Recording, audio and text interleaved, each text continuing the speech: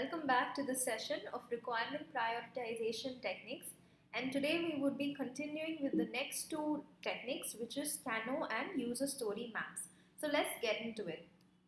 So KANO technique, this technique mostly focuses on prioritization of features based on the customer's or the stakeholder's perspective. Okay, we don't analyze it from our end as a business analyst or what we feel to be a priority, but from the customer or stakeholders end, what seems to be a priority is what we focus on. Okay, so it consists of the following categories. First one is basic features, the next one is performance features, and the third one is attractive features. So in the basic features, these are the features that must exist in the system. So if those features are not there, customers are going to be dissatisfied. Imagine having a order management software without even capturing orders. So that's something that would dissatisfy customers and ultimately will lead them not to use the system. So that's how we categorize the basic or the most important features. The next set of features are the performance features. So these features, they will satisfy the customers. Okay, and the third set of features is attractive features. They may not be important, but definitely it will draw the customer's attentions and will delight the customer. So these might be your USP points that you tend to attract the customer towards your product.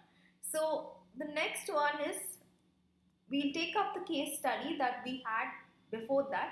So if people are new to this video, you can check out the link below in the description box, which has the previous two techniques, which is the ranking technique and also the Moscow technique, and I would have given you the case study over there. So to give you a gist of the case study, it's about a gym application, and the gym people, they want to manage the staff's members, expenses and fees, also bookings and some other extra features. So these are the high level backlog features over here. So according to the technique that we are using, which is the KANO technique, we have split up the basic, the performance features and the attractive features. So login, forgot password, add staff and member, these are going to be the basic features. Looking at the performance features, it's collection of fees, marking attendance, recording expenditures. It's very much more important apart from the basic features. These will increase when I say performance, it's not the technical aspects of performance, but it also adds a lot of weight to your product, which will satisfy customers. And the attractive features would be following up tasks, bookings and promotions, which are the attractive features of the product.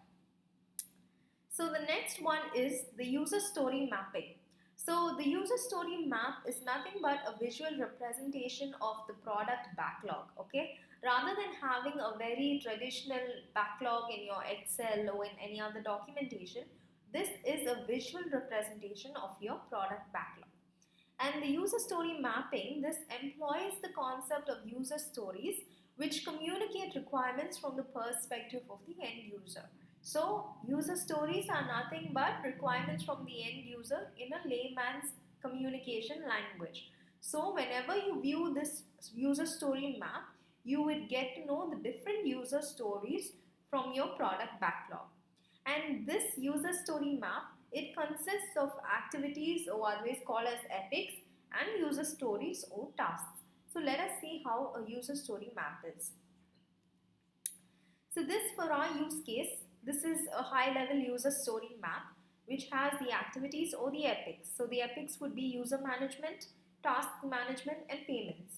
Below the epic user management, we have user stories which are adding a user and adding a staff. Below the tasks, we have bookings, we have promotions and follow-up tasks. And below the payments epic, we have collect fees and record expenditure. So now these user stories can be classified or grouped into releases. So categorizing these first main features, okay, the user stories, we push it to release 1, and the next set of user stories is pushed into release 2. So by this, you will be able to visually see your product backlog, you would be able to see the user stories, and you would also be able to categorize them into releases based on their priority. So this is also important and useful way in prioritizing your user stories. and your backlog features. So I hope this was little informative to you.